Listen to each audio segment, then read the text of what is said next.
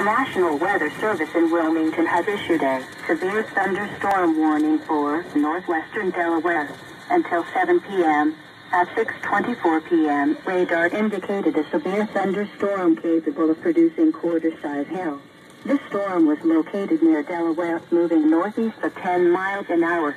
Locations impacted include Delaware. In addition, Radnor, Delaware State Park and Leonardsburg are near the path of this severe thunderstorm. Stay indoors and away from windows until the storm has passed. Please report hail or strong winds to the National Weather Service by calling toll-free 877-633-6772 when you can do so safely.